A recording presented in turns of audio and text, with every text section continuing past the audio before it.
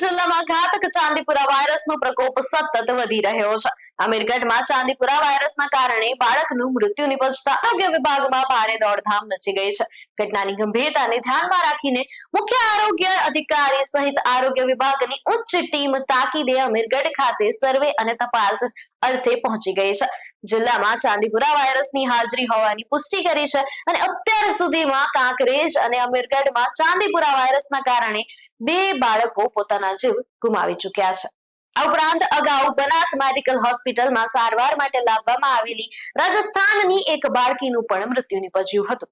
કાનપુરા ગામમાં આરોગ્ય વિભાગની ટીમો દ્વારા ઘરે ઘરે જઈને સઘન સર્વે કામગીરી હાથ ધરવામાં આવી છે તેમજ વાયરસ ફેલાવતા કીટકો અને માખીઓ સામે પાવડર તથા દવા છંટકાવની કામગીરી શરૂ કરી દેવામાં આવી છે।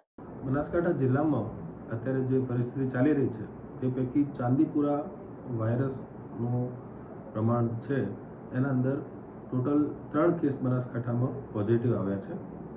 એના અંદર એક કેસ જે વડાનો છે આ રિકવર થઈ ગયું છે અને એને રજા આપી દેવામાં આવી છે, પરંતુ 2 કેસ એક કાંકરેજ તાલુકાનું જ ચાંગાનું જે અત્યારે વગર તાલુકામાં આવે છે અને એક અમીરગઢ તાલુકાનું કાનપુરાનું છે। આ બંને કેસની ડેથ થઈ ગઈ છે। એમાં આપ જાણો છો ચાંદીપુરા વાયરસ છે એની મોર્ટાલિટી ખૂબ જ હાઈ છે અને આ સેન્ટ ફ્લાય નામની એક નાની માખીથી ફેલાય છે।